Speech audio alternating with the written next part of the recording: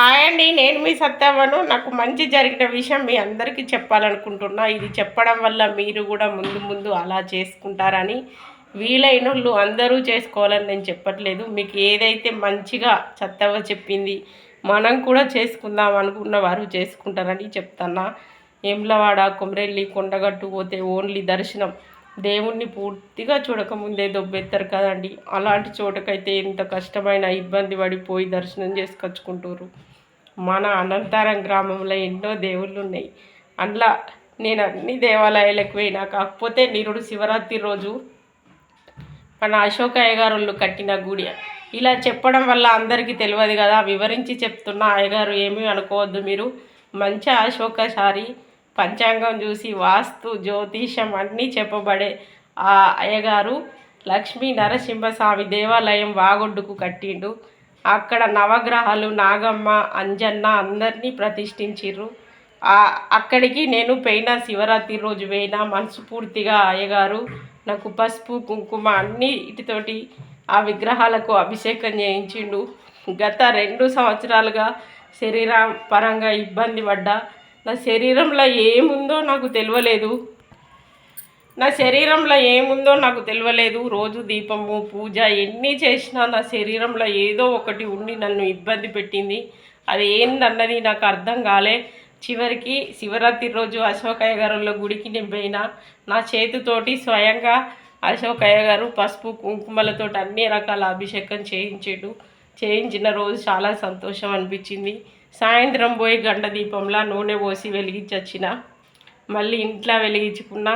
ఆ తర్వాత ఆ రోజు కాకుండా మరో రోజు నా శరీరంలో ఏముందో నా కళ్ళకు వచ్చింది. అది వచ్చిందని నేను అయ్యగారికి కూడా పిలిచి చెప్పి తర్వాత లక్ష్మీ నరసింహస్వామి తలుసుకున్నా. నా శరీరంలో ఏమున్నా మీరే వెళ్ళగొట్టాలని. ఆ చెడు శక్తి అయితే వెళ్ళిపోయిందండి.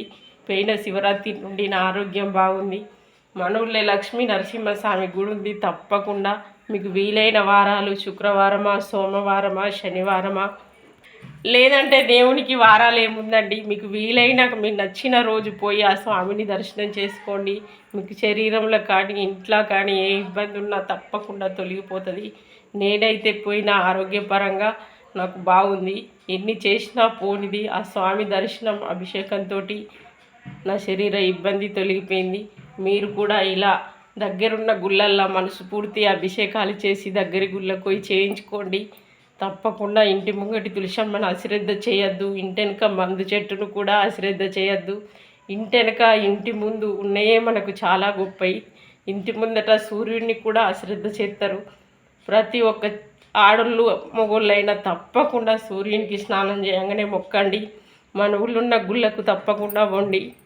ఎందుకంటే కొన్ని పద్ధతులు ఆచారంగా వచ్చిన దూరపు దేవుళ్ళ కాడికి పోవచ్చు, కానీ పూర్తిగా మన దేవుళ్ళు మన ఊళ్ళో ఉన్న వీటిని వదిలేసి ప్రతిసారి బయటికి పోవద్దు. మన ఊళ్ళో ఉన్న దేవుళ్ళ వల్ల నాకు చాలా మేలు జరిగింది.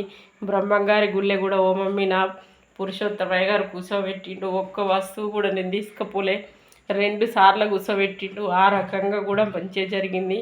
రాముల వారికి తర్వాత బ్రహ్మంగారి కళ్యాణానికి మొన్న దుర్గామాతను పెడితే కూడా పోయినా.